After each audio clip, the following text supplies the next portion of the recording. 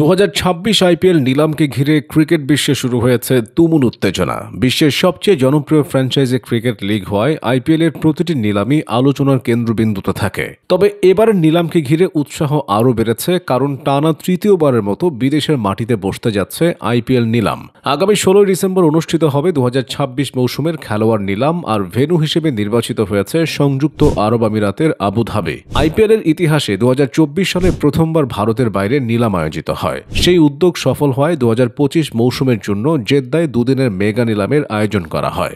এবার 2026 নিলামটি যদিও মিনি নিলাম, তবুও তা হবে একদিনের, কিন্তু একদিন হলেও এর উত্তেজনায় কোনো ঘাটতি থাকবে না। ফ্র্যাঞ্চাইজিগুলোর স্কোয়াড রিটেনশন, দলবদল এবং নিলাম পুল নিয়ে আলোচনায় বলে দেয় এবারও আইপিএল নিলাম নাটকীয়তায় ভরা থাকবে। প্রতি বছর নিলামের আগে দলগুলোকে সবচেয়ে কঠিন সিদ্ধান্ত নিতে হয় কারা থাকবে আর কারা বাদ পড়বে।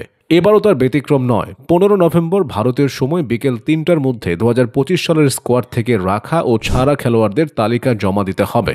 এরপর আইপিএল কর্তৃপক্ষ নিবন্ধিত ক্রিকেটারদের প্রাথমিক তালিকা পাঠাবে, যেখান থেকে ফ্র্যাঞ্চাইজিগুলো নিজেদের ছোট তালিকা তৈরি করবে। পরবর্তীতে এই বড় তালিকা ছেটে তৈরি হয় চূড়ান্ত নিলাম পুল, যেখানে দেশি বিদেশি মিলিয়ে সব ধরনের খেলোয়াড়ই অন্তর্ভুক্ত থাকেন। এই পুলই নিলামের মূল আকর্ষণ। এবারও থাকছে ট্রেডিং উইন্ডো ব্যবস্থা। নিলাম শুরুর এক সপ্তাহ আগে পর্যন্ত দলগুলো খেলোয়াড় অদলবদল বা নগদ চুক্তিতে কেনাবেচা করতে পারবে। নিলাম শেষে আবার এটি চালু হবে এবং চলবে 2026 আইপিএল শুরু হওয়ার 1 মাস আগ পর্যন্ত।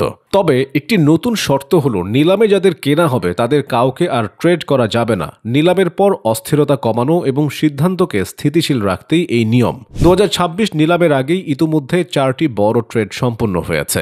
এর মধ্যে সবচেয়ে আলোচিত হলো রাজস্থান রয়্যালস থেকে সঞ্জু স্যামসনকে বরণ করে নেওয়া। চেন্নাই সুপার কিংস সঞ্জুকে দলে নিতে রাজস্থানকে দিয়েছে 2 তারকা অলরাউন্ডার রবীন্দ্র জাদেজা এবং স্যাম কারেনকে। আইপিএলের ইতিহাসে এটি সবচেয়ে বড় ও সাহসী ট্রেডগুলোর একটি হিসেবে বিবেচিত হচ্ছে।